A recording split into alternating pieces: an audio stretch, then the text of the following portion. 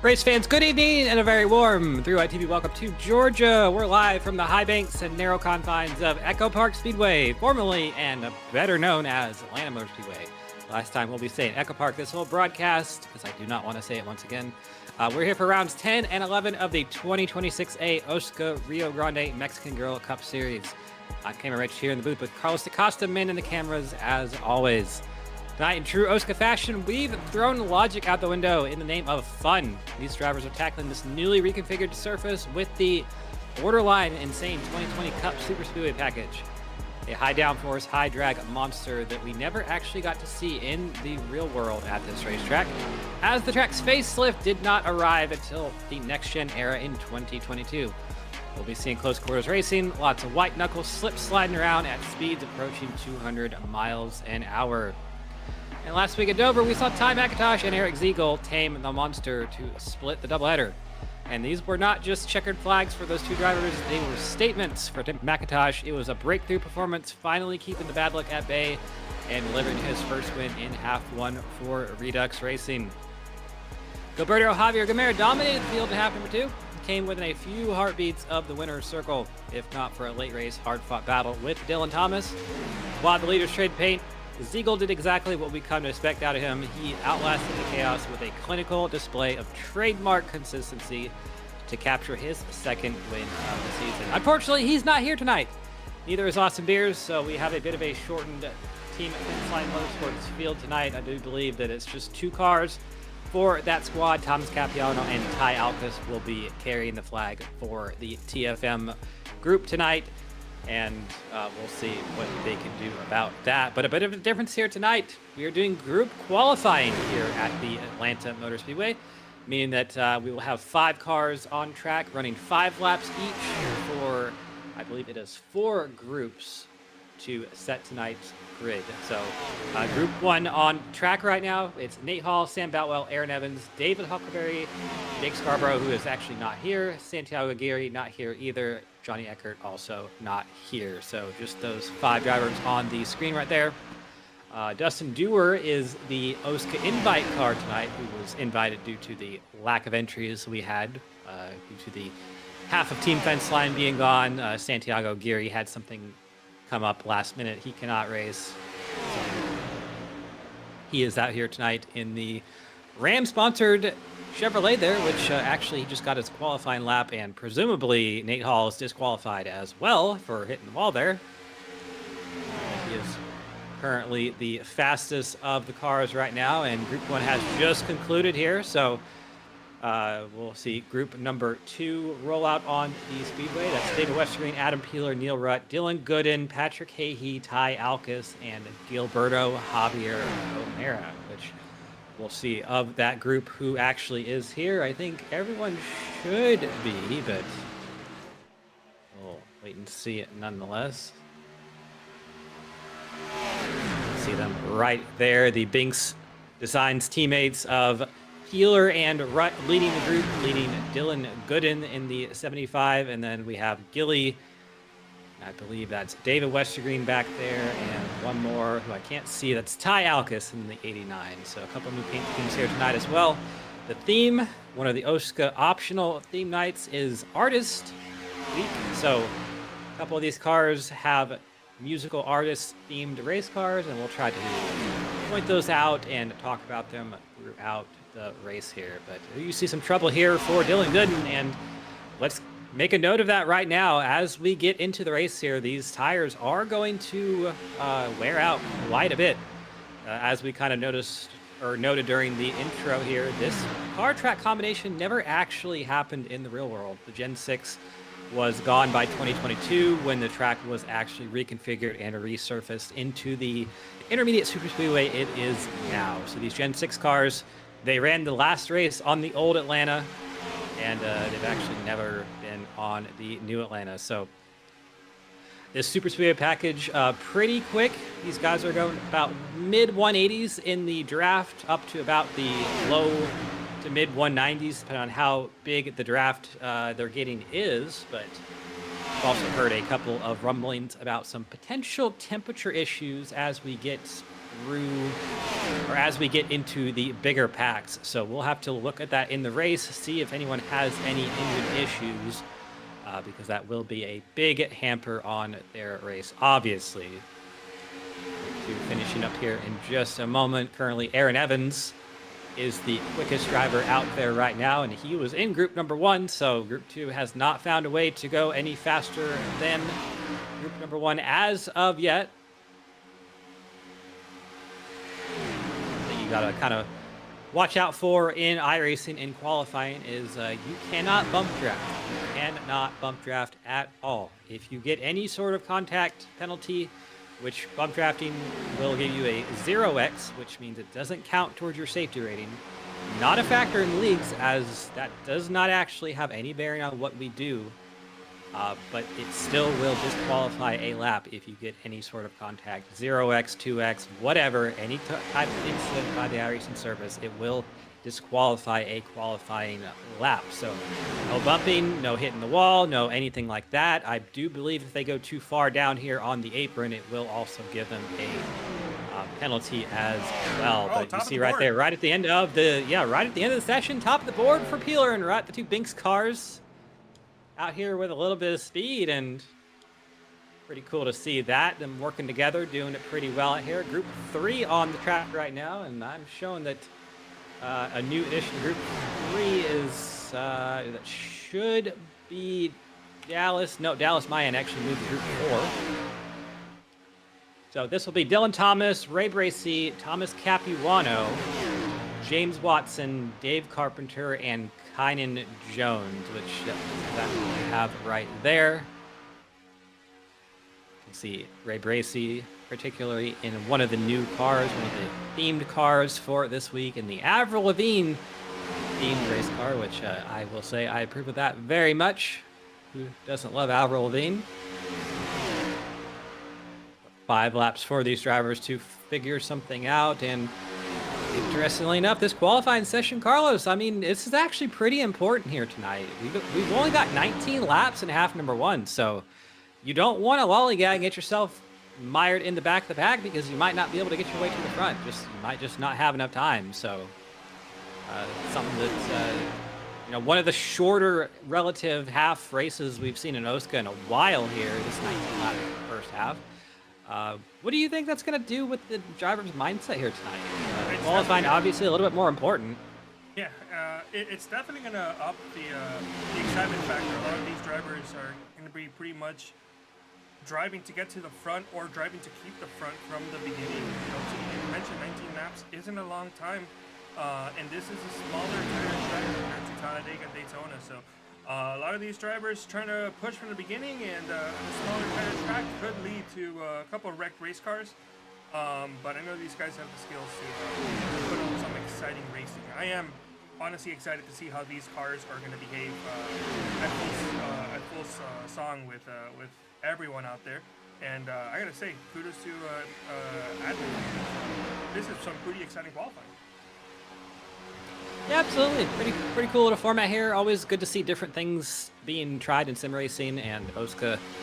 One of the good things about OSCA is that OSCA is a league that is not afraid to try new things, whether it's the dumbest thing you've ever seen in your life or not. They're not afraid to try new things, which is always pretty cool. But just to kind of emphasize how quick this first race might be, we're having 4 groups here doing 5 laps each. That's 20 laps here at Atlanta. So the qualifying session overall could be longer than the race time if we don't get any cautions here. So here we go on this should be our last group here. I see the Redux cars of Gore and McIntosh, and sure enough, they're on the racetrack.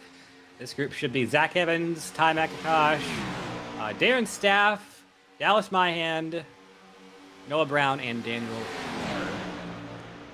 I don't see Noah on the track well, he's actually right there in the very front there in a white car this week, but on board here with Dallas Mayan, he's got the tank top on, tank top shirt, 8 shirt, whatever you want to call it for a dude, same thing, but he's got it on. He's very focused there. You could see he's just got his eyes pinned to monitor right there in front of him, absolute 110% focus on that man here in qualifying. So you know he's locked in for sure.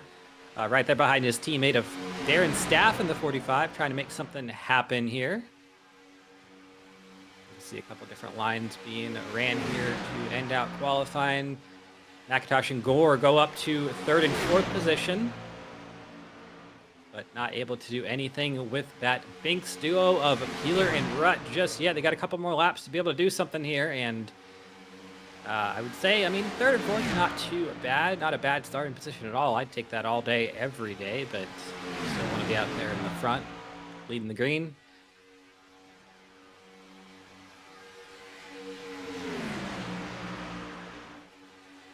Not going to be able to do anything that lap, so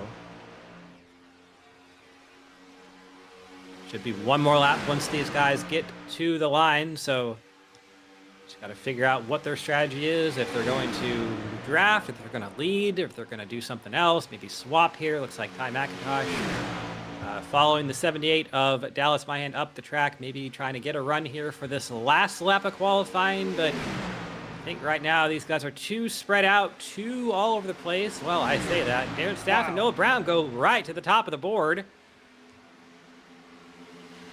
And that lap for Darren Staff is going to be hard to beat. He's got a 10th and change clear of the next car of Noah Brown. And see Dallas Mahan kind of backing out of it right there. So I believe these drivers all going to be finishing up their qualifying laps, and that should be our grid for tonight's race. 22 cars deep here, which one of our shorter fields of the season, but we have a lot of people out doing real racing activities or whatever else they do in their lives, and that is completely okay. That is official. Darren Staff is your pole sitter, so he will lead the field to green for tonight's first race here at the Atlanta Motor Speedway. Second pole of the season for the driver of the 45. He got the pole at Mexico City as well, so good to see that RK Motorsports camp with some speed here tonight, but showing our overhead view of this Atlanta Motor Speedway, and very cool little facility here. Has had several iterations over the years. Way back in the day, it used to be an oval, and I think it still is. Well, it still is an oval, but way back in the day, it used to look like Homestead. It used to not have the quad oval part here that you see on the left, the little kinks there, and it used to be I mean, I would say it used to be like Homestead, but it's more proper to say that Homestead is kind of like old Atlanta used to be. Yeah. So then they reconfigured the track in 1997 to its current shape with the quad oval there. It made it look like make it look like Texas Motor Speedway and Charlotte Motor Speedway, and then it was further again reconfigured in 2022.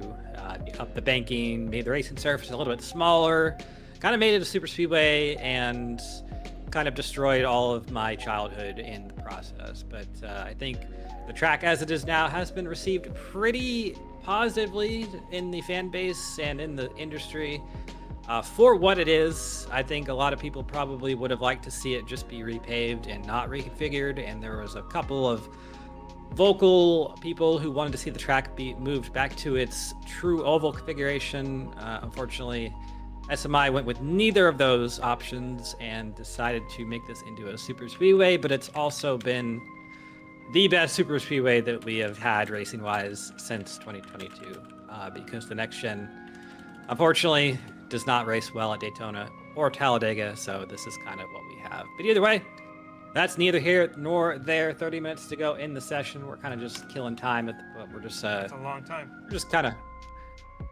yeah, we are just, did I say minutes? No, seconds. 30 seconds left to go in the session. We're just running the clock out here. There is Barney there on the left side, just chilling away. No activity on the track. And we can make it official here. It's going to be Darren Staff, your pole sitter. And we'll get the grid rolling up for you shortly. I got to say real quick, Carlos, before we get that going, I was quite a fan of that little group qualifying thing we just did there. I think that was pretty neat to do, so would not mind to see that come back again at some point later in the season. Yeah, that was very fun and exciting to broadcast.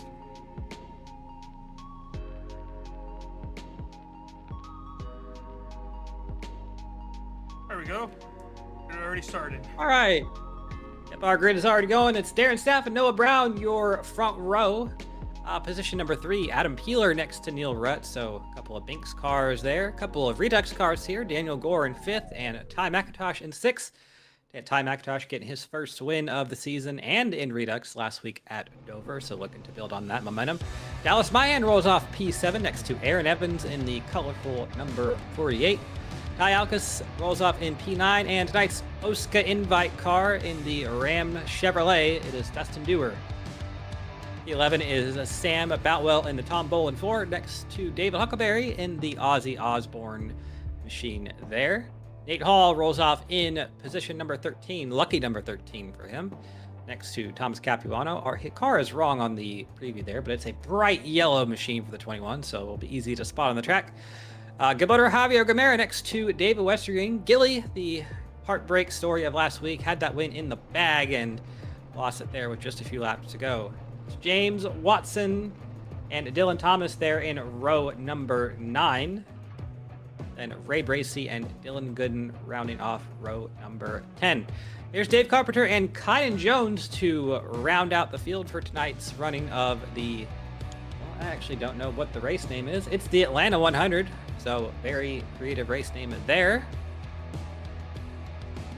And I don't know if we have any track facts or such, but a couple of facts here is we got 2 sets of tires in the pits per half, and shouldn't really be too much of an issue for anyone out there tonight. Point standings, Eric Ziegel, he's not here, so second week in a row we've had the points leader not be at the race. Last week it was Austin Beers who did not show up. He's also not here, so Beers going to have a bit of a mountain to climb back out of once he gets back here, but he leads Noah Brown by whatever number that is. I want to say that is 25 points for Ziegel over Brown, and a few back to Daniel Gore, who has re-righted his season in the right direction. Austin Beers, we talked about him, dominated the first part of the season and has missed a few races. He should be just fine. Darren Staff there, Ty McIntosh, Zach Evans, Dallas Mayan, James Watson, Dylan Thomas, all rounding out the top 10. So see a couple of teams being players here. Team Fence Line, of course, Redux, of course, Arcade Motorsports up there, and then Binks up there as well. James Watson, the lone wolf with his team up in the top 10. So on the pace lap here, should be 1 pace lap for all of these drivers. Pace truck there is in turn 4, so he will be making the hard left onto pit road right now. There he goes. And the field in the hands of the 45 of Darren Staff. There we go. We are green here at the Atlanta Motor Speedway. 19 laps to the finish in this first sprint race. Good start on the outside for Noah Brown. He actually pulls about a car length ahead of the 45 of Staff into turn number 1, but not able to clear him through the corner. Good push from behind from that 66 of Neil Rutt, though. We'll see out of turn number 2 if that can be the difference maker down the back stretch. Noah Brown was clear there for just a moment. I think he's gonna choose to take it easy or not pull down in front of the 45 of Darren Staff. Actually, well, there he does. He goes right there, and believe that the iRacing rules for out of bounds here, it gives you some distance below that red line around the track, but I don't believe you can go fully below it outside of the trioval here. That is an out of bounds line, so drivers are going to have to stay above that on the back stretch and through the corners, but it does give you a little bit of leeway there on the... Oh, wow, Neil Rutt was sideways. Oh, to sideways is Aaron Evans. That's going to be a big one right in the middle of the pack. Huckleberry, Dylan Thomas, David Westergreen gets through it, I think. I see Sam Boutwell, Adam Peeler involved. On lap number 3, we have our first caution of the night. And it looks like big... Let's replay this one back, but I think the big loser in that one is probably going to be the 52 of David Huckleberry because that left front suspension was not cambered correctly at all. You don't want to race car looking like that. You see that big sideways for Neil Rutt there, and I think Peeler and Aaron Evans just somehow getting into it there. Dylan Thomas, he's going to have a bunch of damage as well, I think. He kind of had nowhere to go, but definitely David Huckleberry, he's going to be all sorts of done. Damage to the right front, too. The whole front of that thing is absolutely killed. I think Ty McIntosh and Aaron Evans, they made a bit of a move together that was just a lot of things going on there at the same time. Race Control has deemed that a racing deal, which I think I would have to agree with that. I wouldn't know who to blame fault on that. So kind of my rule, Carlos, with race controlling is if I look at the crash 2 or 3 times and I can't really tell who it is, then that probably means it is going to be a race control or a racing deal there. But yeah, big damage to the 47 as well. Both of those cars are going to be on Facebook Marketplace before too long. Oof.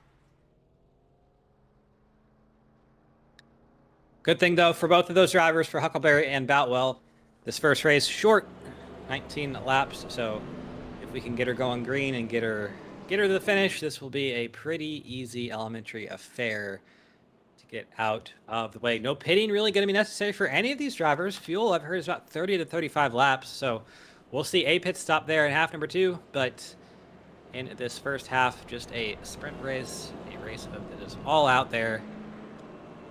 Nothing that we have to worry about. Well, actually, that's a lie, because I was talking to a couple of these drivers before the race, and engine temperatures are somewhat of an issue, so we'll make a note of that through the race. But we have a driver in the interview waiting channel, so we'll go ahead and pull him up there. It's Aaron Evans. See what he has to say.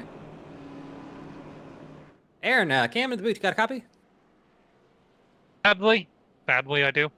Well, I mean, I would have loved to be talking to you not this early on, probably in better circumstances there, but tell us what happened from your perspective. You know, I put it a little bit higher in qualifying than I normally do, so I think the group qualifying helped a little bit.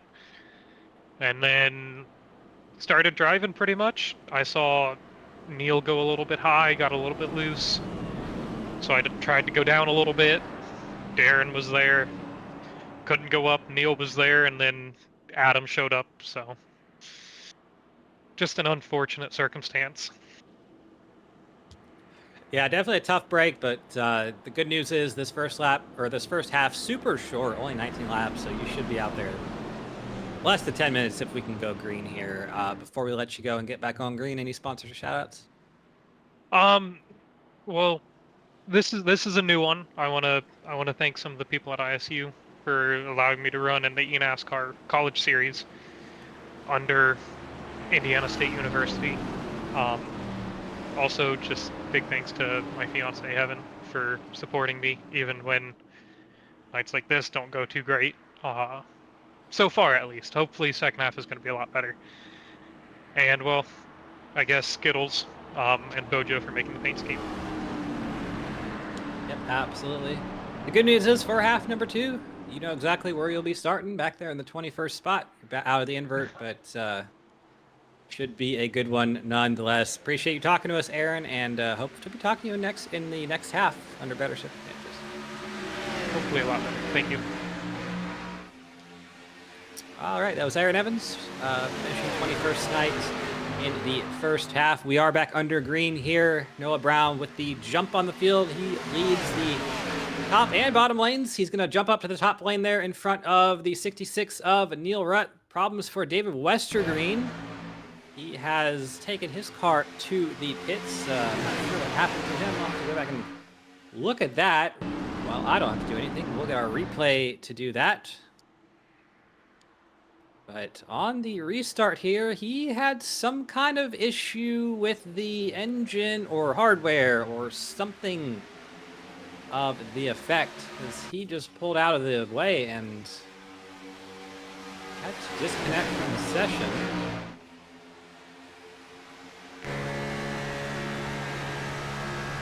I'm not really sure what happened there for D West, but He did disconnect, come back, and I think we'll see if he can get it going better for half number 2. But yeah, this first half just kind of being a brutal test for everybody. It's so short. I think everybody's just trying to do what they can to get to the front here. But the battle for the lead, Darren Staff there on the bottom. Ty McIntosh on the top. Darren Staff with the push from the OSCA invite of Dustin Dewar. That Ram-sponsored, who knows what it is there, right behind Darren Staff. Darren giving us the number 1. So we're number 1. You can see Darren has a proper oval racing wheel back. He's not running a formula type wheel for these cars, so probably a lot better feeling for him with a little bit of leverage going on there. But Ty McIntosh on the outside line, he's pulling clear of that 45. He's going to pull down and take the lead here. Ty with his first win last week at Dover, first win of Redux, first win of the season, first win in a while. And we talked about that, how that was a pretty big statement win for Ty. He's had the bad luck all season. He's been a little bit down on himself here and there, but we have a caution out once again. Didn't actually see what happened, but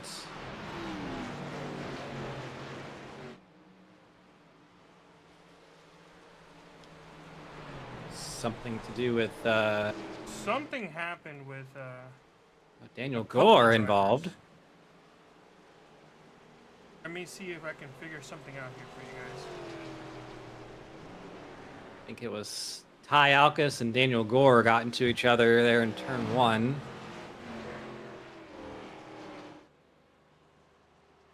Dylan Thomas involved. James Watson looking like he got probably the worst of it there.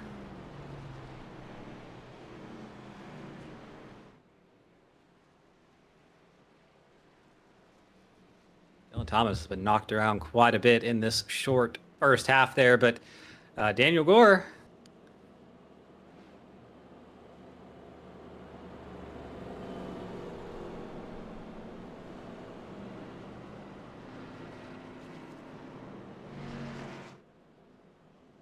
Race control calling that on the 89 of Ty Alkus, so he will be receiving the EOL for that one. But our second caution of tonight's festivities here in this 19-lap race. Once we get going green here, we're only going to have about 5 laps to go. So this might go down as one of the shortest OSCA races in history. I'll have to go back and look at the stats on that one. But time-wise, I mean, we're looking at 15 minutes or something like that. So looking at the damage of some of these cars here, a little bit of damage on the 03 of Dylan Thomas, not as bad as it could be. I think the worst of the group there going to be James Watson with the front fender not really aligned like it should be anymore.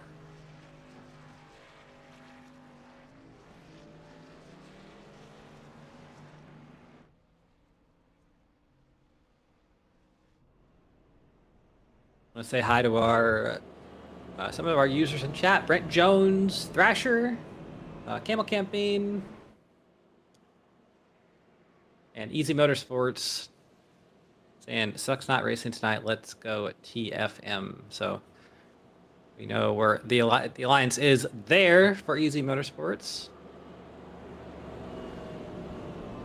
Of course, Eric Ziegel is who the Easy is referencing there. So points leader coming into tonight will not be the points leader as we leave tonight. Dylan Thomas, I mean, that was a pit entry and a half there.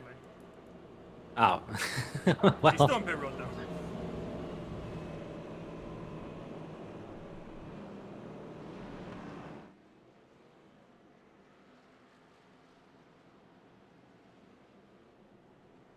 So our race recap there on the bottom right. 12 of 19 laps completed. Ty McIntosh is your leader. We've had 2 cautions and 3 lead changes. Let's re-rack the top 10 here real quick. Ty McIntosh and Darren Staff is your front 2. Ray Bracy has driven his way up to the 3rd position there. A gain of 16 spots for the driver of the 7. Well, it's actually going to be 4th. Dustin Dewar is 3rd, so it's 15 spots for old Bojo. Noah Brown sits 5th, Neil Rutt 6th, Gilberto Javier Gamera in 7th, Dave Carpenter 8th, Dylan Gooden in 9th, and Nate Hall in 10th. I think that would be a fantastic run for Nate if he were to stay up there, but he's going to have to do that for a few more laps to get official credit for that. But we are going to be going green this lap, so good on that. It's been a short race, so not a whole heck of a lot to talk about at this moment, but has been pretty much Darren Staff and Ty McIntosh for the majority of it so far. That number 66 of Neil Rutt, he's been up here. He had a big push from behind from Adam Peeler, his teammate, but Peeler fortunately involved in that first caution, so he's kind of lost his drafting buddy and starting to fall back just a little bit there, but no big problem there. He's still in the pack, still has a shot at this, and still has a great shot to do something here. Green flag out once again for the 3rd time tonight. Ty McIntosh on the left side of your screen. He is your leader and control car. He makes it to the line first, as he should, up into turn number 3.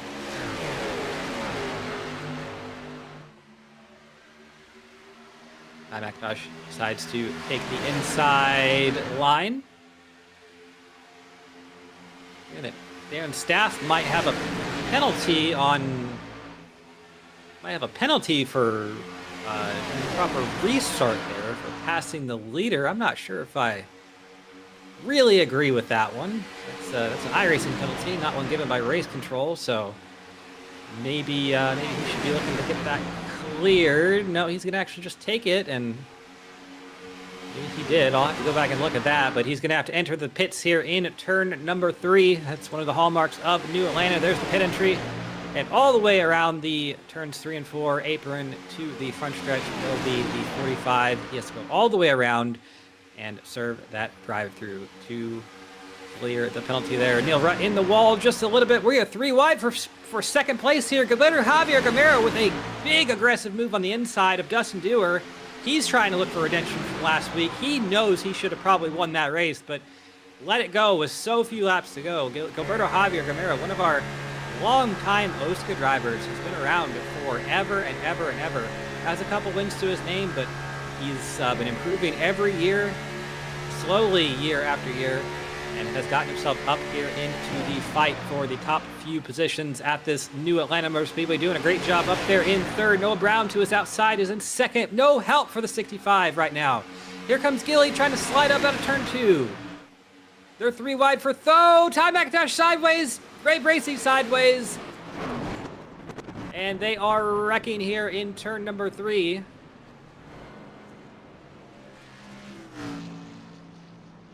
Can't say for certain there. I think that was maybe a block gone wrong on someone.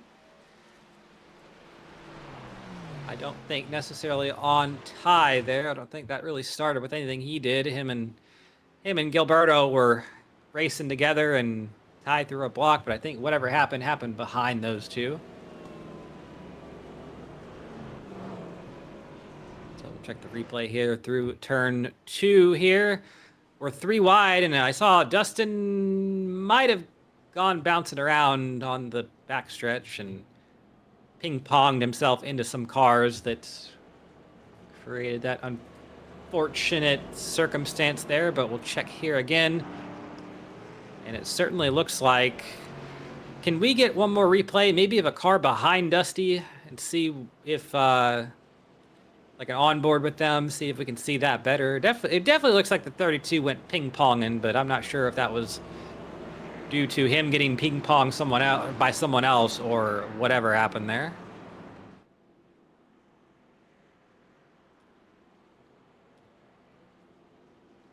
I believe this is Kynan Jones here. James Watson. Not really a ton of huge hits there, just a bunch of parking lot type hits that we typically see at the super speedways, but I believe that race control has not called that on anyone just yet. Might be a race control on the call there.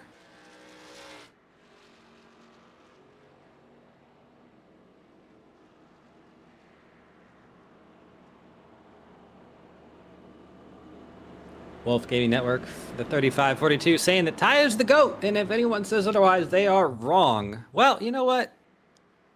You're definitely right about that today. Ty is leading out here. He's going to have just a few laps to go once he gets going green, and looking for his second win of the season. And just to glaze Ty a little bit here, Ty, he typically does pretty well at these types of tracks. The flat-out super speedway type racetracks, Daytona, Talladega, New Atlanta, you know, such like that. So definitely knows what he's doing at these types of racetracks. He knows how the draft works, knows how to manipulate the air, manipulate the other drivers. You can say that Ty is manipulative, but in a good way, in a race car sense, and that leads to a lot of success here. But we should, keyword should, be getting the green or one to go here once we hit the line, and certainly enough, there we go. So this will be our first and only green-white checker of the half. Whatever happens after we go green here, next flag will end the race, whether it's the white or the checkered. If we get the yellow flag before we get the white, that will be a race over, and that will grant whoever is in the lead at that time the win. So front row there, Ty McIntosh and Gilberto Javier Gamera. Noah Brown and Daniel Gore, they are row number 2 there. So we got a lot of redux up here in the top 5. Gilly, kind of the odd man out there in the 99, but doing a great job of gaining 13 spots in the race. So did exactly what we were talking about earlier, that it's going to be hard to gain those spots with a short race, but he's done a good job of doing it. 5th place, Kynan Jones is up 17, I believe it is. So he's also done a good job. Dallas Myhan there in 6th. So teammates working well together here tonight. Dylan Gooden there in 7th, the only driver in the field besides Dustin Dewar without a teammate in 75. Dylan Gooden there in the 03. He's 8th. Ty Alcas 9th. He's been there all race. And Thomas Capuano in 10th. Pace truck is off. Fields in the hands of Ty McIntosh there on the bottom. And a great restart for that number 10 machine. He will have to be careful, though. Maybe too good of a restart's not what you want at these types of racetracks, because the draft will pull him back to everyone behind him into turns 1 and 2. He's got about a car length lead over that number 99 of Gilberto Javier Gamera. It's the battle for 3rd. The Redux teammates of Brown and Gore are going at it. Here comes Gilly. Big block from Ty. Gilly gets put in the wall. Here comes Gore.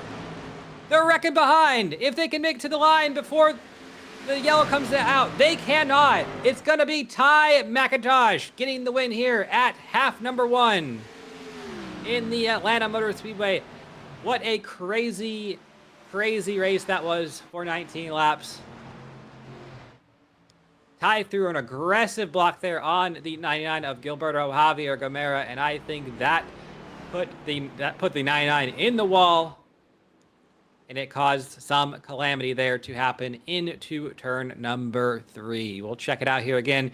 Here comes Gilly with the move. That was a very, very aggressive block from the 10. You would have to understand why he would do that, but I think you'd also have to understand why Gilly might be upset about that a little bit himself there. There goes Kynan Jones spinning, Thomas Capuano involved. What a save! My basically gosh. Everyone. Kynan Jones, yeah, he saved it.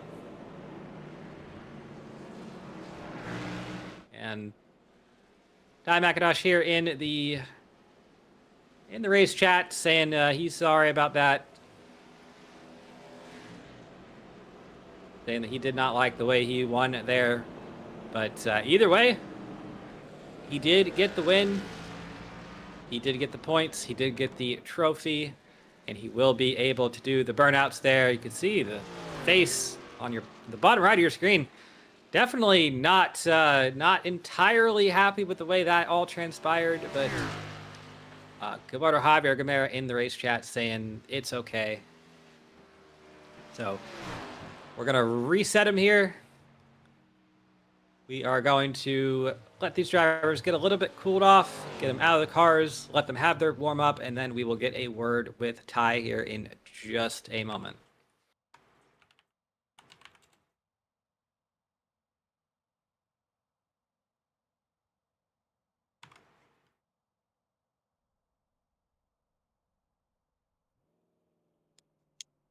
And there he is. We'll go ahead and pull him right up here and get this out of the way.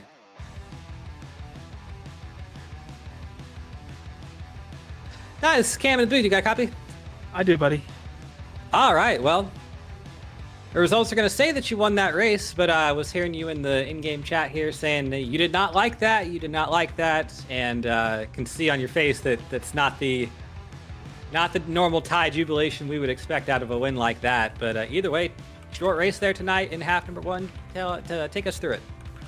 Yeah, I mean, I think a lot of it was just track position and getting the reins of it early, and then kind of working with Noah to kind of keep it up there. I know I threw good blocks on Gilly before the yellow, and that just wasn't the block that I wanted to throw.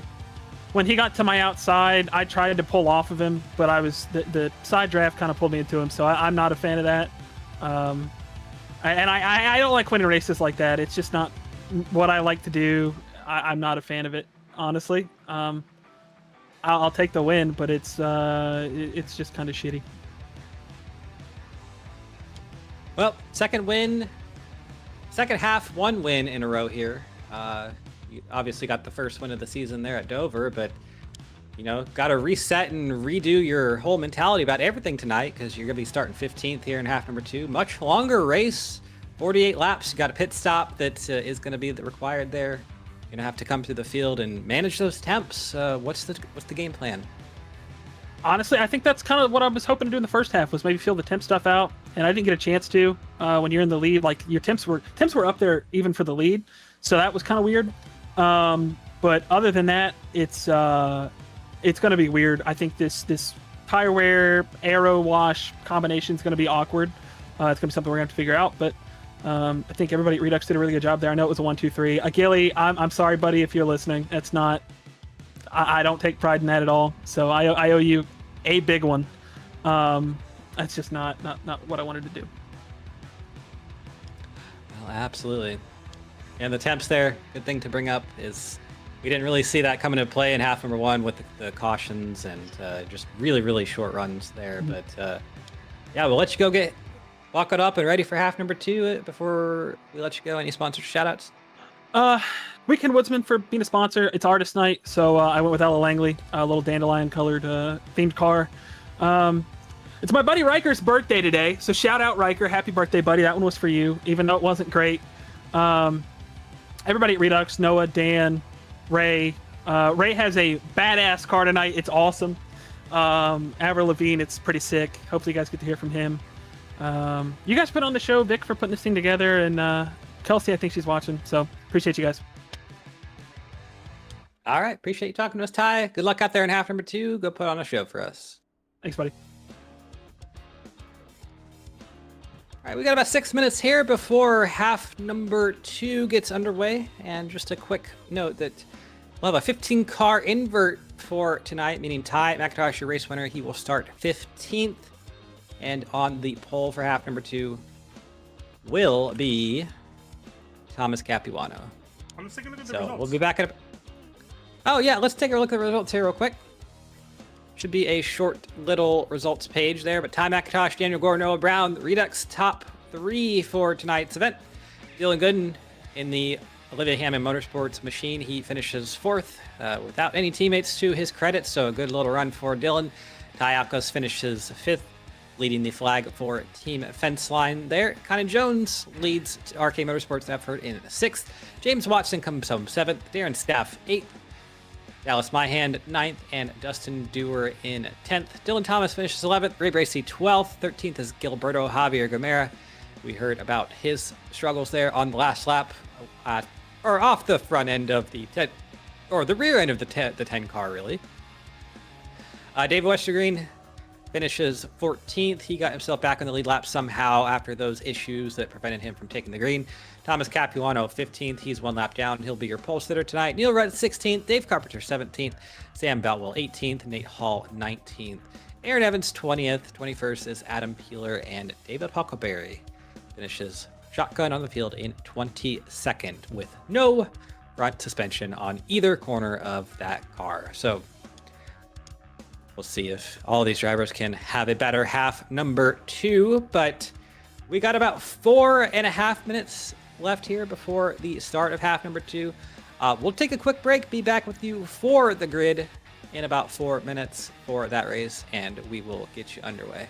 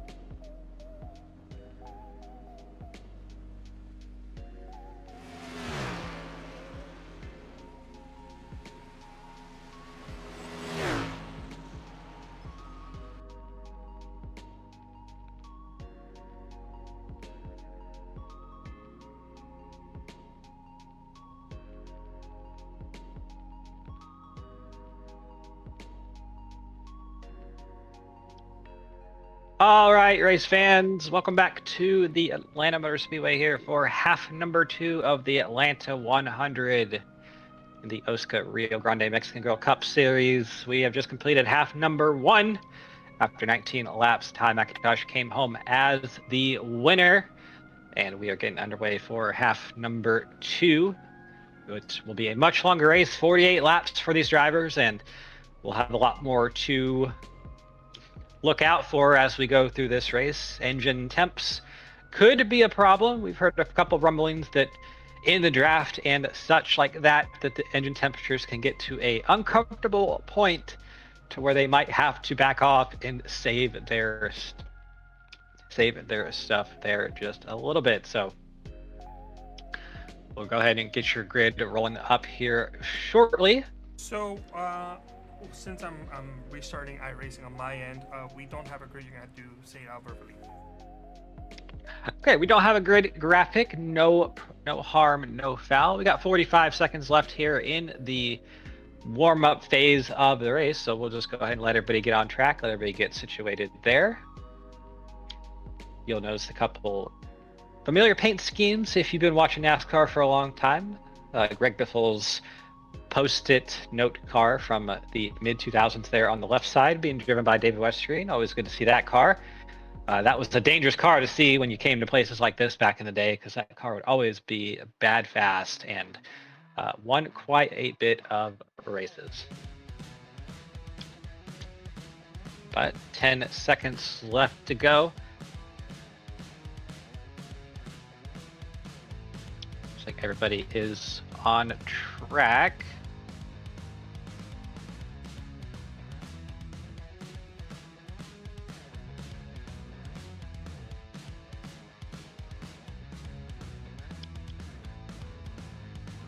There we go.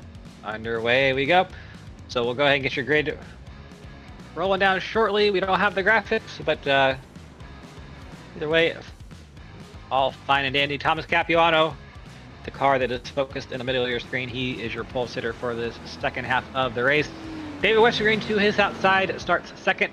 Gilberto Javier Gamera, he made the move on the last lap there. It did not go well for him.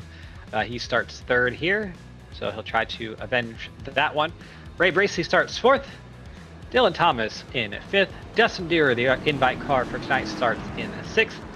Dallas Myhan in seventh. Darren Staff eighth. James Watson ninth. Oh, there's our grid graphic. Connor Jones in 10th. Ty Alkus in 11th. Dylan Gooden in 12th. Lucky 13th goes to Noah Brown in the 65. Gore starts right behind him in 14th. Ty McIntosh starts right behind him in 15th. So 3 Redux cars back there trying to make something happen. I'm sure they will do it just fine. They seem to work pretty well together, and they have all 4 cars in this race, as opposed to Team Fence Line, who has only 2 of their 4 cars. Neil Rutt starts in 16th. Dave Carpenter 17th. Sam Boutwell 18th. 19th is Nate Hall. Aaron Evans 20th. 21st is Adam Peeler. 22nd is Dave Huckleberry. Green flag out here for half number 2 at Atlanta. Good restart for the entire field. We are underway pretty cleanly here. All 22 cars in a singular pack through turns 1 and 2.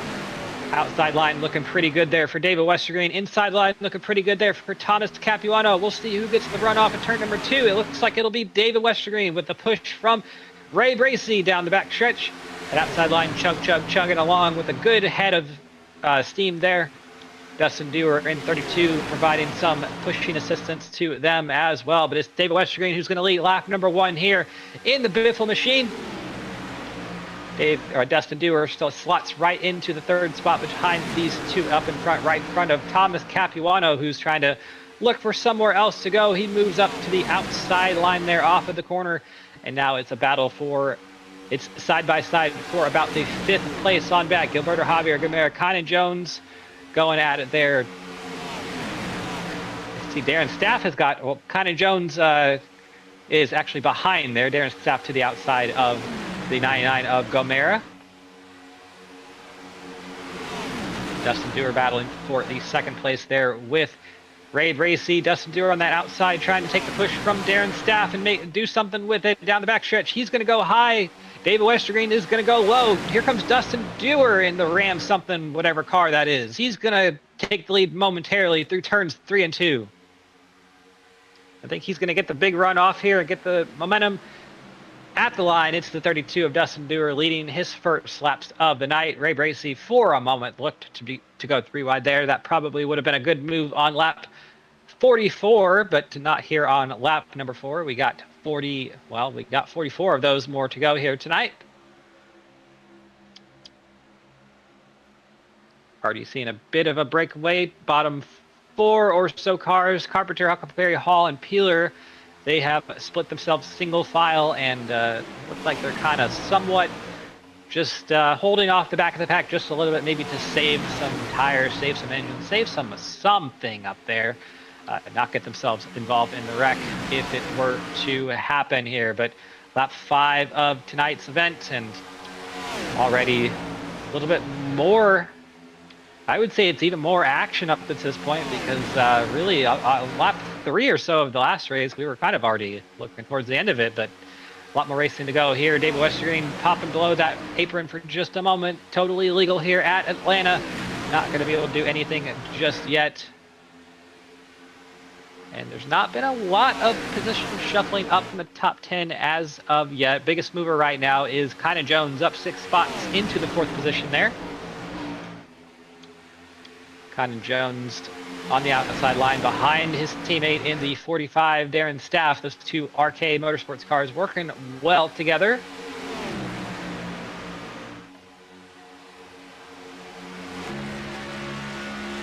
Go on board here with Darren Staff, seeing what he sees around this racetrack.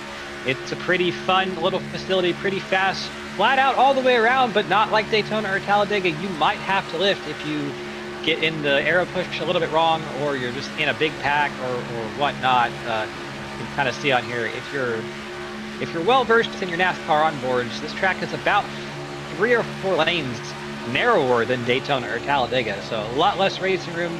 You can see to your left the big apron, somewhat like Darlington. Bit of a remnant of how, when they redesigned this track, they made the banking steeper by just kind of shoving the apron out towards the wall just a little bit. So that inside line there, that inside white line that's to the left of the red line through turns 3 and 4, we can't see it anymore, but that's about the position of the old racetrack through turns 3 and 4, and here through turns 1 and 2. That inside, or that top lane on the apron, the first bottom seam there you see with the resin in it, that's approximately where the old turns 1 and 2 was. So much narrower racetrack than it used to be, much narrower racetrack than Daytona or Talladega that these cars usually run with this package. So a lot different driving experience and a lot different racing dynamic for these drivers. David Westergreen, he gets out to the lead here to lead lap number 10 with a big push from the 7 of Ray Bracey. Those 2 teammates in another league.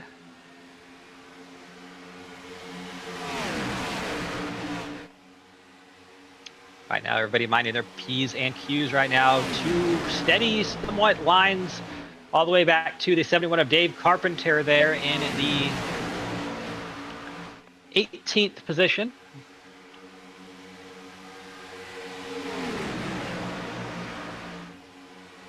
And looking back there just a little bit, I see that a couple of our drivers, namely Ty McIntosh, he's not made a lot of moves right now, but I think kind of heard him in the interview. He's worried about temps just a little bit, so it might be just kind of backing it off there, not really pushing it too much to see if anyone's going to have some temperature issues and maybe have an engine expire through this event at some point. But battle for the lead, Darren Staff gets it from David Westergreen, and new player coming up to the front just a little bit. And by that, we're talking about Dylan Gooden, who's up 6 spots into the 6th spot there on the outside line with a push from the 03 of Dylan Thomas. He's trying to make something happen. Dylan Gooden, one of our drivers who's still looking for his first top 3 of the season, I believe. Pretty consistent driver and has had some pretty good runs, but some bad luck as well to keep himself from getting a podium at the in the OSCA Racing Series. But we're on board here with Neil. Have a little camera to the bottom right.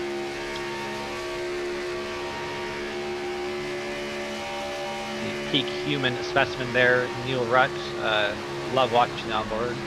Not a better human specimen there in the OSCA Racing League, or really anywhere on the world. Got to love old Neil there. Now we're on board with Aaron.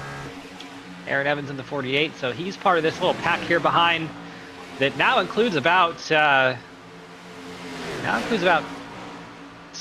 cars or so that have fallen off the back of the pack by quite a bit. You can see the little right there, the distance between James Watson and then up to the next car in the field, which looks to be Aaron Evans. He's the last one.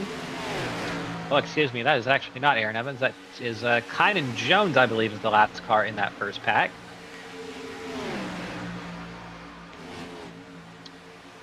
Certainly enough, it is. So you don't really want to be on the back foot too much this early on in the race. This backpack obviously intent on kind of just saving something a little bit here. I think they all think something's going to happen up in that front pack led by Darren Staff currently, and not a bad assumption to make at a super speedway race. That typically is what happens at some point, but it also is OSCA. We do have the possibility of going green. We went 300 miles green at Daytona to start the season. No cautions in that race, so if we were to do that again, this rearmost pack would be somewhat cooked in a sense that they probably won't make that time back up. But of course, we do have pit stops and such to navigate through in this race. It's lap 17 already. We're almost at the distance of the first half. Not missing much at the front right now. We got a little multicam to show the middle of the pack-ish, middle of the first pack-ish up on the top, and then the second pack here on the bottom of your screen. We're keeping tabs on them. But currently, the gap is about 3 seconds. Excuse me, we'll call that 2 seconds, actually. Back from Kynan Jones, the last car in the first pack, to James Watson, the first car in the second pack. James Watson with a big push from behind from Ty McIntosh, and certainly Ty going to want to come out here and do the double, get the sweep on tonight, but he will need a little bit of help. Battle for second here. Dustin Dewar around the outside of Darren Staff. They were looking 3 wide for a second. Good thing they didn't. That would have probably been a big wreck, which would have the second pack would have loved to see. But Dustin Dewar, he's not coming out here to play nice. He's coming out here to race, and raced hard in that number 32 OSCA invite machine. So good to see him doing some moves out here and having some fun. David West screen with a little bit of a block down the back stretch. And now the battle for third between Ray Bracey and Darren Staff. Ray Bracey, once again, you're normally used to seeing that car be green. If you can't find the car and if you're a Bojo fan and you're looking for a green car, it's not going to be out there tonight. He's in an Avril Lavigne sponsored machine, and maybe the color change doing some wonders for him. You can see that car right there, promoting the Love Sucks album.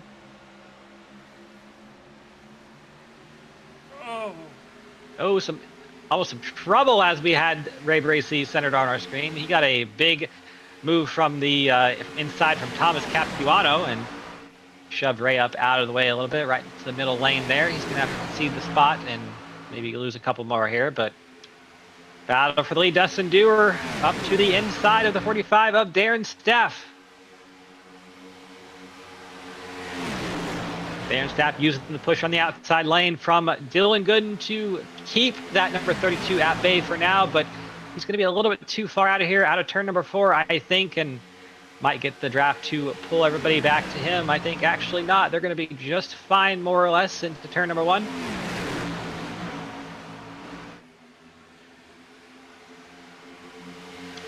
That second pack has lined themselves up. You can see James Watson all the way back to the back of the pack. They've lined themselves up and gotten themselves in a better configuration for speed. That being the fact that they are lined up and not side by side. That makes the hole that they create in the air a lot smaller and allows them to push each other and pull each other a little bit better than if they were side by side. So typically, race cars drafting around a racetrack are slower side by side than they are single file.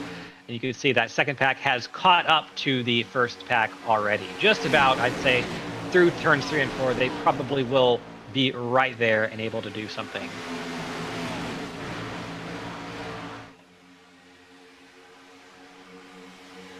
At the line, 25 laps to go here. Even the second half a little bit short, so not a lot of racing time to do a whole lot of anything. You gotta come out here and do your business and then go home. That's kind of what everybody loves to see. There's Daniel Gore in the number 69. Same car as we saw last week at Dover, the throwback to me. Well, interesting and weird to say that, but that's the car that yours truly drove in the 2023 B season in OSCA, and that car did end up winning the championship for RK Motorsports. Here's the picture of it once again. Good recreation of that car done by Bojo. I'd have to say great recreation, actually.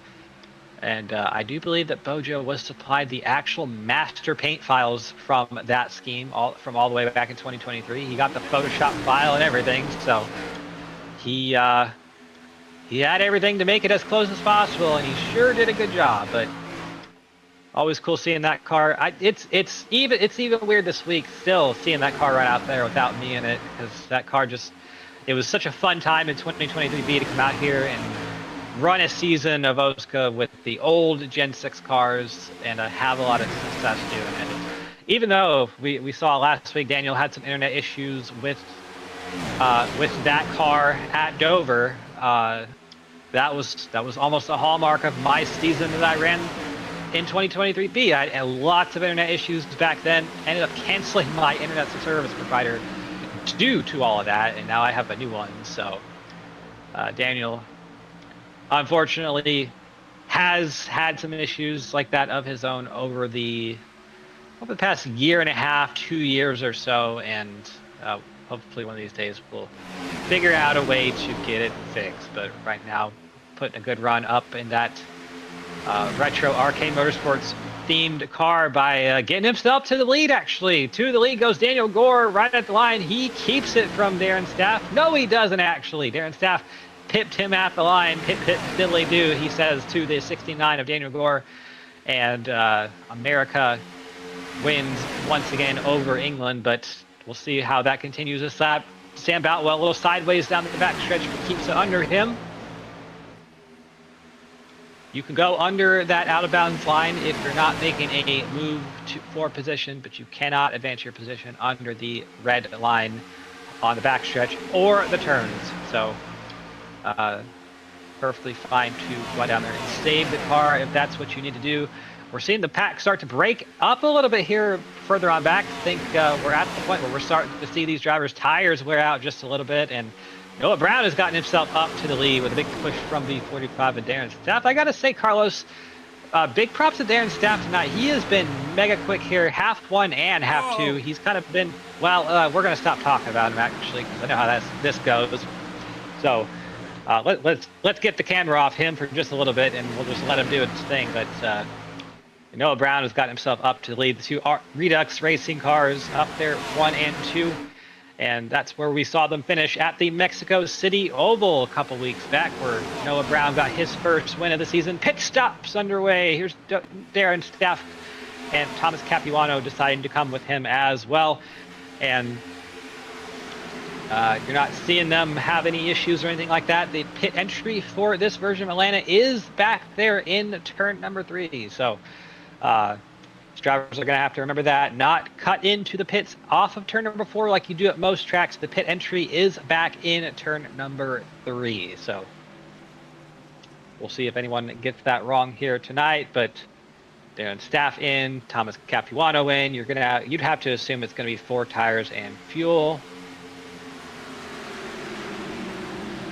Absolutely starting to see some tire issues here tonight, some handling issues. There's Dustin Dewar down pit road. Hearing that Redux Racing will be pitting, so that should be Ty, Noah, and Daniel all together. And Ray Bracey, there they are.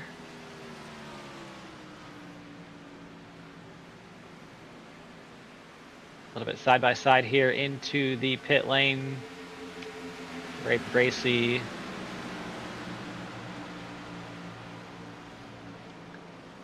Everybody pretty good so far. Not seeing any black flags. And we'll have to see if anyone decides to try some strategy here, I would say. With 15 laps to go, I don't think 2 tires for someone is out of the question, but I do think they're going to need to fill up the tank anyway, so that might be a moot point if the tires need done anyway. So we'll see what they decide to do here.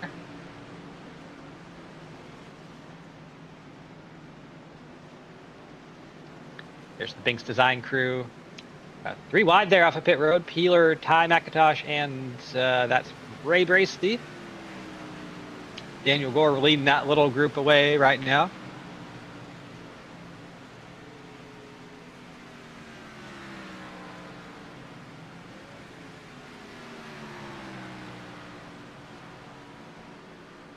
Keep the car off of the racing surface until after turn number 2. There's the blue line that denotes where the drivers can come back up onto the racing surface. Everybody has minded their P's and Q's pretty well for that. Daniel Gore right in front of the 45 of Darren Staff.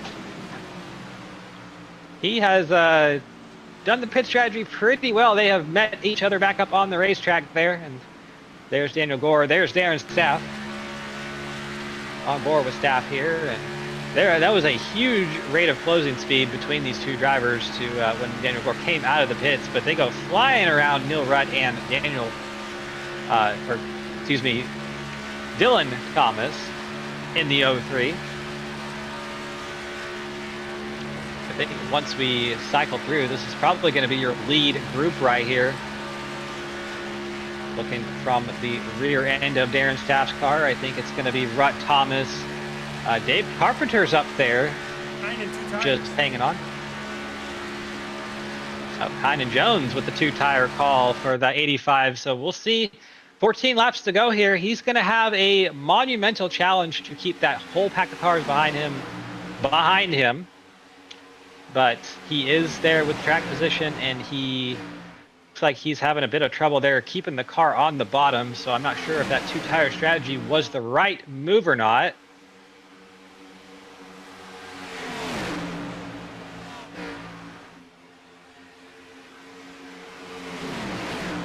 Daniel Gore goes to the lead.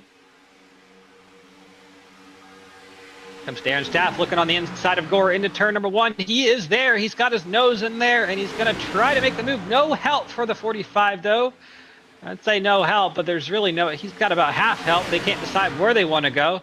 66 of Rutt goes to help Daniel Gore. The 03 of Dylan Thomas helps Darren Staff, but...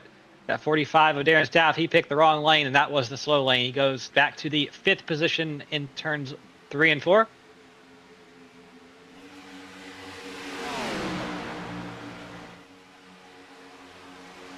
Daniel Gore playing the lines right now, trying to keep the blocks and everything where they need to be going. He went up there right in front of the 66 of Neil Rutt, blocked that line. And now it looks like that outside line is really the only one that's viable right now. Ty McIntosh decides to go to the bottom with the push from Thomas Capuano. He's looking for win number 2 on the night. Coming to 10 laps to go here once we reach the line. So Redux 1-3 is the Binks 2. Well, it was a 2-4 there for a minute, but not so much anymore. Ty McIntosh gets the fastest lap of the race there.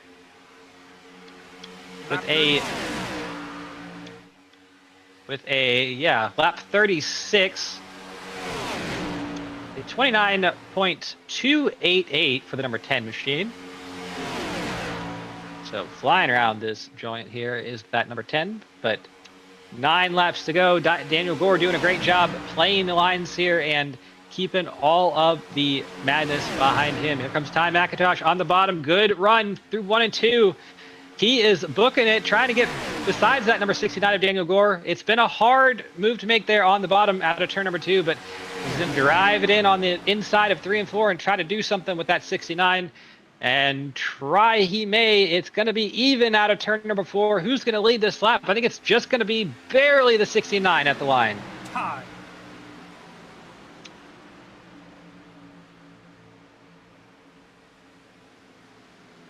Ty noses ahead through 1 and 2. Using that big push from behind. Thomas Capuano is doing a magnificent job helping Ty McIntosh here. Daniel Gore with the push from the 66 of Neil Rutt. The 45 of Darren Staff, he's still there as well. And don't look now, Dave Carpenter out of nowhere. He's up there in the 6th position, trying to play with the young guys up here in the lead.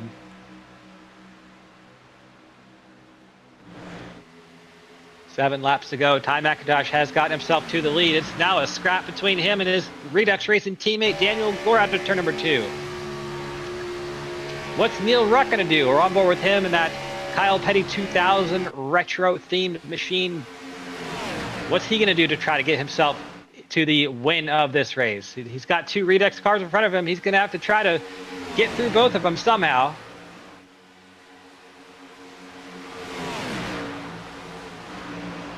Daniel Gore back out to the point. Pulls low in front of his teammate. He's going to help Ty. He's going to help Neil. He's playing the lines here. That's what that's called, basically, when you switch to the top and then the bottom and then the top and then the bottom. That is a driver playing the lines. They are trying to see which line is going to be essentially the slower one and get the push from that one as to not pull the faster line behind them and have them basically have a free shot at taking the position for you going into the next corner. So Daniel just looking in his mirror probably right now more than he is his windshield, trying to figure out what line he needs to be in and where he needs to put the rear end of that car. That's the great thing about Super Speedway racing. It is a different skill set, and you do have to use the mirror a lot more. So for drivers who typically do dirt cars or sprint cars or anything like that, or they don't even run mirrors, they don't have spotters. This is a much different type of racing where you use your mirror and you rely on your spotters so heavily. It's almost you can't even run a race without a spotter in this type of discipline here. But 4 laps to go. It's quickly coming to the end here. Daniel Gore still with the lead on the inside, cuts up to the outside, playing the lines here. I think if he continues doing that as effectively as he has, it's going to be a hard challenge to pass him. But Darren Staff with the big push, with the big move, trying to get around the inside, was not able to do so into turn number 1. But what can he do here out of turn number 2? To the outside goes Darren Staff. Big run for the 45. In the wall just a little bit. It was almost a big accident, but kept it clean there. Not enough of a push for Darren to do anything, but they're even out of turn number 4. 3 laps to go here. 2 laps to go at the line. Side by side between the 45 and the 69.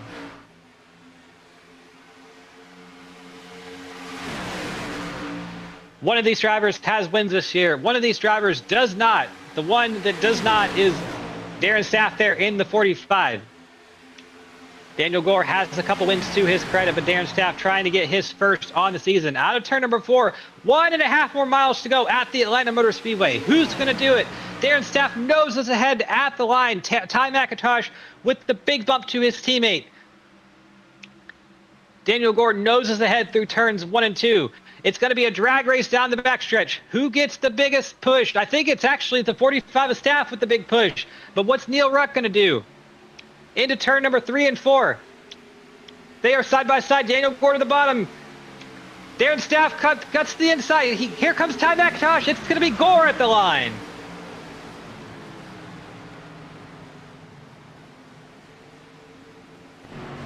Daniel Gore gets his 3rd win of the season here in the OSCA Racing Series, and the 3-time and defending champion started the season slow, but makes it a Redux Racing sweep in halves 1 and 2 here at the Atlanta Motor Speedway. And you heard Daniel say last week, running the RK Motorsports 2023B throwback to myself, that he wanted to do a better job with it, put it back into the place it belongs. And I would say, Carlos, right there, what he's doing right now, that is where that car belongs. This is a familiar sight.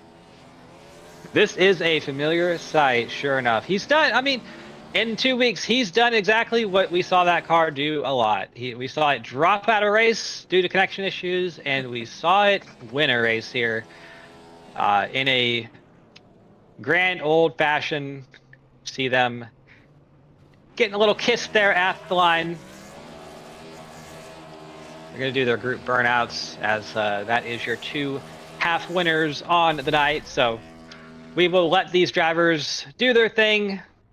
We'll give them their privacy. We'll let them get a little bit hot and bothered, and well, actually, that's the wrong broadcast for this. But we'll let them get out of their cars and get them cooled off and get them able to talk, and we'll get to some interviews here with your top 3 in just a moment.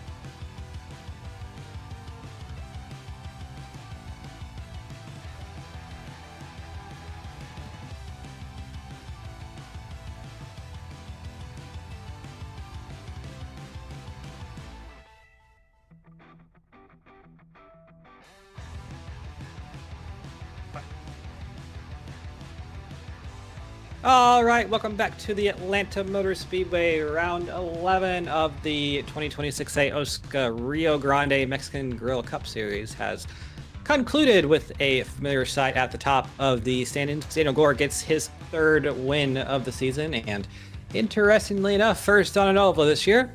Ty McIntosh finishes 2nd to make his average finish on tonight 1.5, so good little night here at Atlanta for the driver of the 10. Darren Staff comes home in 3rd, probably the most consistent driver tonight, really never fell out of the top 10 except for that penalty he had in the first half. Neil Rutt with a great run there in 4th, and Gilberto Javier Guimera comes back to finish 5th. Didn't really see what happened to him, but Thomas Capuano in 6th. Dylan Gooden comes home 7th, Dave Carpenter in 8th, Dallas Myhand in 9th, and Kynan Jones in 10th. Tim Betwell 11th, David Westergreen 12th, Ray Bracey 13th, Aaron Evans 14th, Adam Peeler 15th, David Huckberry 16th, 17th is James Watson, 18th Dustin Dewar, 19th Nate Hall, 20th Noah Brown. Not even sure what happened to him. I would have to assume some kind of pit road penalty. I'll go back and find that and update y'all. Dylan Thomas in 21st, and Ty Alkus had some kind of issue there that prevented him from moving past lap 17 in the race there or whatever, and he is going to finish in 22nd and last position. So not a super great night for the Team Fence Line Motorsports crew, but they racked up enough points at the start of the season to kind of make that a moot point. I think they should be fine nonetheless. And with that being said, we'll go ahead and get your interviews underway. Darren Staff, where is he? Right there. Darren, this is Cam in the booth. You got a copy? Yeah, I got you guys. All right, well, interesting night for you there. Had the penalty in half number 1, which I would have to go back and watch that because it didn't look like he had jumped anything to me, but I also am blind. But half number 2, I mean, you were pretty consistent all night, right up to the top 5 all night. We never really saw your car fall from the camera shot, so you were really quick up there. Tell us about it overall. Yeah, so half 1, yeah, it was just half 1. We just kind of stayed out front, kind of seeing how the races were going to go. It was a shorter half, so just trying to keep the temps down. And the only way I knew how to do that, at least without staying behind someone and just kind of like getting clean air, was just I was just like, you know what, let's just go out there and lead. Let's just go out there and have fun and lead. Then I don't have to worry about the temps at all being in clean air. But yeah, no, unfortunately, I'll have to disagree with you on that call. Half one, I definitely was like half a car length out on the restart. I didn't jump him, but when he started going, I was 100% a couple car lengths out ahead of him. So, not car lengths, half a car, I would say. And then half two there, same thing, just kind of wanted to stay up front, trying to lead. Then we ended up pitting. We pitted with just two, technically three, with Nate Hall kind of rounding it out in the back there, and thought that might have been it because, you know, I didn't have much help. But then we caught Gore after the stop and battled him hard, and then ended up letting, I guess you, since he was in your scheme, I let Cam Rich get out, and they ended up pinching me kind of in 3 and 4 there on the top lane, and I had nothing I could do. So it was a really good play on them, and but I'll absolutely take the 3rd place, no doubt. We'll absolutely take that after the night we had. Yeah, we saw that scheme fall out due to a connection issue last week and then win this week. So it's kind of like 23B all over again. But it really is. Obviously, this car and track combination, not something we ever saw in real life. Of course, the Gen 6 was out of commission by the time they redid this track. But, you know, with this insane 2020 package, the big spoiler, the huge runs, a lot of tire wear with these Gen 6 cars at the Super Speedways even as well. Probably not in half one, too short to know anything there. But in half two, did you find any weird things about the car, or did it drive how you kind of thought it was going to coming into tonight? Kind of what I thought. It did definitely slow up, like the runs up at the top. Right before I pitted there, you probably saw me get in the wall off of 4. The car was just way too tight, and that was kind of my cue, since I had 1 extra lap of fuel left there at that point. And I was like, yeah, I think it's time to go the pit road here and try to get some 4 fresh tires. But yeah, no, the car absolutely handled like how I thought it would later on the run. Insanely fast runs, but later on in the run, it was gonna turn into who maybe wore their tires out too much. But the only thing I really couldn't anticipate tonight, I guess, was just the extremely high engine temps that you would get to if you even pushed a guy a little bit. You'll probably hear from a couple others, but yeah, no, I think I got to 295, and I blew up twice in practice from pushing. So really glad that the motor didn't expire, because I was talking to Carlos about it at the beginning of the half, being like, what did you put in our motors? Well, looking forward to... I'm glad we didn't see any engine issues throughout either half, I don't believe, but looking... I'm questioning about the 03. Dylan Thomas, he was up with us, and then he ended up falling really far back in pitting. He might have had trouble, but I don't know. That's just running on assumptions. Yeah, I'll go back. Actually, well, you're actually right about that. Yeah, he sure did. There's a bunch of smoke coming out of the back of that thing, and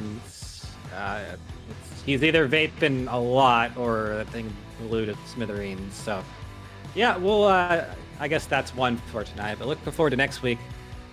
We got our first and thankfully only triple header of the season at Slinger. How are you looking forward to that one? You know, it's very similar to this, except very lot less room and gonna be a lot more contact there. But I'm interested to see how it'll go. Since I'm from Minnesota, it's a walk right over state, so I consider it kind of like a hometown track. But we'll see how we do there. I like short tracks, but Slinger is definitely new. Definitely gonna be something completely just out of the blue. I can't predict what's gonna happen. Well, you heard it here first. New Atlanta is absolutely like Slinger. But I mean, okay. To be fair, I did say the other day on another broadcast, Dover is like turns 1 and 2 in Darlington, and to some people that might not make sense, but to some people that might make perfect sense. So it's just I get it. But before we let you go, any sponsors or shout outs? Yeah, it wasn't on the card this week. But Accelerated Cloud Solutions, it's my dad's company. He's been working really hard to continue to build that company, and eventually I might get involved with some of the work that he has for that company. 3YTV for you guys always hosting the broadcast, Vic for hosting this league every single week, despite sometimes being a little frustrated. But we commend them for still running it every single week. And I mean, I guess the sponsor on this car, it was the music theme, and it's a guy named Alan Walker. He does like EDM music, and really enjoyed it ever since I was a kid, and got to see a concert last year or 2 years ago, I guess it would be. But yeah, no, really glad to support that car. I like this scheme. So thank you guys though for the broadcast every single week. Appreciate you taking some time to talk to us, Darren. Cool car out there tonight. I will say I might be the only other person in the league who knows who Alan Walker is. Yeah, that's all that matters. Someone got it. That's all that matters to me. Absolutely. Absolutely. Well, yep. Good run out there tonight, and we hope to be talking at some point during the chaos next week. Yeah, hopefully. Thank you guys. All right, that was your third place driver in half number 2, Darren Staff. And we talked to him already once, so we'll talk to him again, see what he has to say about half number 2, but it's Ty McIntosh. It is the potty mouth himself. We'll see if he's saying some bad words when we bring him up here. No, he's not. Okay, Ty, this is Cam. You got a copy? Sure do, buddy. Well, long time no talk. Winner in half number 1. Second in half number 2. You got a 1.5 average finish on tonight. We talked about how you're pretty damn good at these super speedway type tracks, although this isn't really a super speedway. It's kind of a half super speedway. But tell us about your run there in half number 2. I mean, a lot of it at the start was kind of just letting them figure out what they were going to do up front. I was really worried about temps. I think I didn't really go above 271 or so until about halfway through the race. James had an incident with Alcus, so we were kind of just hanging out towards the back. And then I decided to push him when I saw they were getting a little squirrely, and we kind of ran back down and closed that gap. And then I was able to get behind Dan and Bojo and Noah, and we went to pit. And then I think Noah, with how weird the pit lane entry here is with the commitment in 3, I think he slid up a little bit. So he got a penalty there. And then I went to try to get Bojo and bring him up to Dan, and he had a little bit of an excursion off pit road, which, I mean, at the end of the day, it's tricky. It's not an ideal situation to be leaving pit road, but and then kind of that last little run there was just trying to put Dan in the right spot. So I kind of I was coaching him on to stay up and then come down if he needed to, and it worked out. I told him I was going to blow up pushing him, and listen now. Pause. I told him I was going to blow up pushing him. And I didn't quite do that, but I think a 1-2 for us in team points is huge. Looking at driver standings, I think we're going to be pretty good there too. So just an absolute night for us, man. Yeah, you're up to 4th place in the point standings after that one. So big little points night for you. I guess you might have answered my question. I was going to ask you if in the beginning you were kind of lollygagging in the back there by design, or if it just that's kind of how the cards played out, and then you just were like, whatever. But obviously with half number 2 being much longer, what did you feel in the car? What did it do differently there than half number 1? You got more drafting, more tire wear, more everything to kind of see what it really does. Absolutely. So it was weird because like when I was saving, and it felt like the way that ovals would normally feel, like if you save, you're able to maneuver a lot more if you have tire left. So I kind of felt like when I got James back up to the pack and that whole group was behind me, when I went to go make those 3 wide middle moves, which a lot of them were sketchy and I wasn't really too fond of them at the time, I was able to get the car to rotate a lot more in the middle, so the guys that had to lift a lot more to not hit me on the bottom, and the guys that had to lift to not crank it into the wall on the outside, that was kind of where I had to take advantage of that. So ultimately, it definitely felt a lot more aero tight than it did in the first race. Obviously, I think being out front a lot the first race too probably didn't help the situation, but ultimately, just it was a completely different race in the second one. Absolutely, and you did them both pretty well. the 1.5 average on both halves, so that's by far the best of tonight. Yeah, next week we go to Slinger for a triple header, the first and only of the season. Vic, what are you doing? But how are you looking forward to that one? Honestly, I don't really know. Honestly, I think it's weird. There's 3 races. It's Slinger. I think we're gonna have just a whole bunch of messes. It's gonna be who can manage what they have to do better than anybody else, and I think that's kind of where it's gonna come from. So, I think getting first and second here tonight and seeing how we're doing in team points, we can all kind of go in there and just expect it to not go our way. And if it does, then great. But if it doesn't, then it kind of is what it is. So, yeah, absolutely. You would obviously have to expect that if Team Fence Line is back at full capacity, they're going to be very tough to beat next week, and they're just really good at those types of tracks. So, it'll be a fun little battle. Fun to see the Redux TFM quasi rivalry come to fruition this year. Good to see you guys all racing together and whatever. But before we let you go, any sponsor shout outs again? Yeah, I mean, absolutely. Thrasher still here. Riker, happy birthday again, buddy.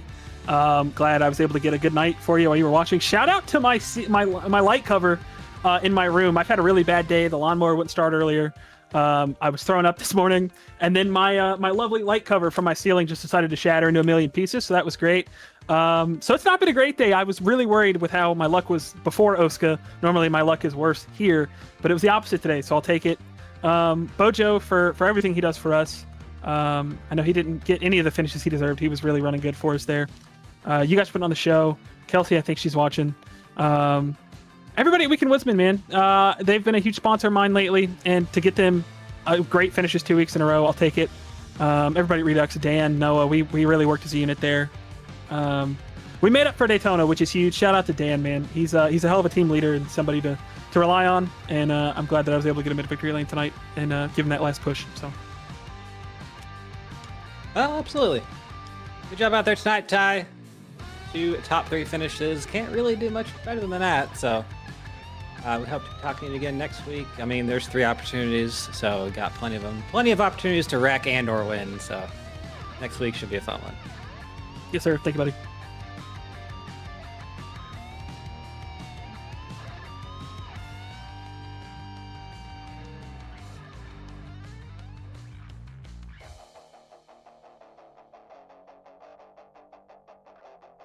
All right, that was Ty McIntosh, your second place driver in half number 2.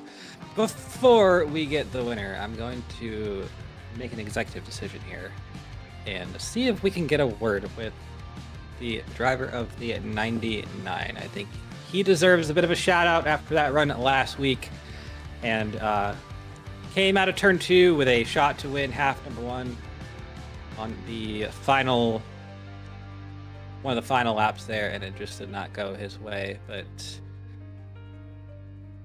we just want to see what just want to talk to him real quick before we get to Daniel. Hey Gilly, this is Cam. You got a copy? Yes, sir. I got you. All right, man. Well, I just wanted to get a word with you after that incredible run you had last week, and I mean, even this week in half number 1. Obviously, it didn't go your way, but not without a lack of trying, and still, you had to be up there in position anyway. Just kind of want to know about. Tell us about your night, both last week and this week. Is there anything you're doing different, or you're just kind of running a little bit better? It seems. Honestly, that's a very good question that I have no answer to. I don't know. Dover has always been a good track to me. I feel like in past seasons, I feel like I've always ran well there. Just last week was just one of those weeks that almost everything came perfect together. I know there was that little mishap with Dylan Thomas, and he and I spoke about it, and that was fine. It was just one of those racing deals where he got loose and I got loose, and we kind of just ran out of space between each other.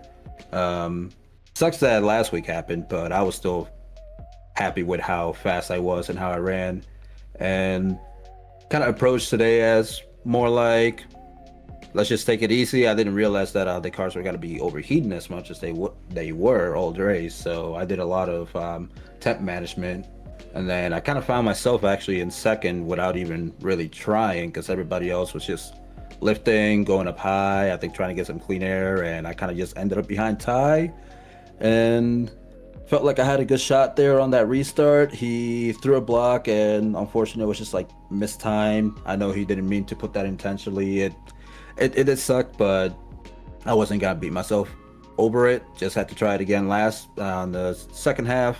Second half went a little better. Still a lot of temp management, and pit stops were good.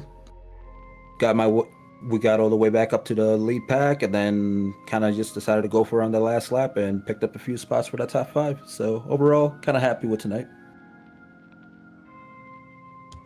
Yeah, and going into tonight, obviously a brand new car track combination in the fact that it never ran in the real world. By the time we got this version of Atlanta, we had the next gens, and you can run those anywhere you want, really, but not a lot of leagues running Gen 6s nowadays, and especially at this track. So, kind of the insanity package, the Super Speedway package from back in 2020, very, very high drag, high draft, high suck, and everything like that. And kind of caused a few big accidents, but it was fun to watch. How was the racing overall tonight with that and the tire wear involved? The racing was pretty good. We did run this car at this track one time, but it was 23A, and I think the track was just like a whole new scan. The cars were not really as updated, so the racing felt a little bit different, obviously with the overheating that I mentioned earlier, but the tire wear wasn't as aggressive as it was the last time we ran it over here. So I think having that super speedway package with like tire wear playing a factor did definitely open up some of the guys that are pretty good at saving tires that ended up at the front as always. But it did make the racing a lot of fun, especially with the plate package that this car provides, and I'm a big fan of this plate package. No matter where we run, I feel like I can run pretty good with this package, and probably run just as good, if not better than some of the best at plate races. But yeah, it was just it was a really entertaining night. First half was a little chaotic. Second half, I think everybody learned from everything that happened in that short sprint and took it easy, and we went flag to flag, which I think made the racing pretty entertaining still in some way. And I mean, looking back on the broadcast, it still looked like a lot of fun. So I think overall it was pretty good. Awesome. And real quick, one more question before we let you go. Gilly, looking at the schedule, is there any races that stand out to you as ones you might be able to run really well at again here? I have to look at the schedule again real quick. I know we got Slinger, I believe, next week, which is a dirt track. I'm not the best at dirt races, but I think I can sneak in a top 10 in one of the halves. I know we got Vegas coming up, and I'm really looking forward to Vegas, especially with this new car. I felt like I ran pretty good there as well at Vegas. It's one of my favorite tracks, especially with the tire wear, and I think it's usually more on the loose end, and I prefer a looser car more than a tighter car. So I'm looking forward to that, but I haven't really seen this. I don't remember the schedule, so I don't remember the other two races, but I'm always looking forward to a race every week, as long as it's not a road course. I feel like I can run pretty well, and if I just have some luck going my way, I can maybe sneak away a win or a couple podiums here and there, and just try to make my push to that top, I think 10, 12 for the chase. So just gotta put my head down and go towards that. Awesome. You're damn right about that. And well, you're in luck. Slinger is actually it's actually an asphalt track. It's a quarter mile, pretty high banked track. So think like Bristol, but half the size. And or you can think of Concord too, but like an actual oval and even smaller. So we all know how Concord went back in the day. So yeah, Concord, we don't talk about Concord, so we're good on that. you can take your pick on how that one's gonna go, but yeah. Real quick before we let you go, to get Gilly, any sponsors or shout outs? Just shout out to Tim, Weekend Woodsman, for coming on board again this year. He stepped up last year and decided to step up again this year, and I really appreciate him. I appreciate Vic for putting the league up and putting these races up, as always. I think tonight was pretty entertaining, and Shout out to James for taking me into his team. I didn't know what team I was going to end up for this season or if I was going to run again, but he decided to come back into the racing scene and open up his team again, and ended up with him. And so far, it's been a good ride this season. It sure has. Well, Gilly, thank you for taking some time to talk to us. Much appreciated. Good to see you running well out there, and we hope to be talking to you in some capacity next week's triple crown event. There'll be 3 races, so it'll be really fun. Yeah, should be fun. Next week will definitely be a lot of fun. Then, looking forward to speaking to you guys again.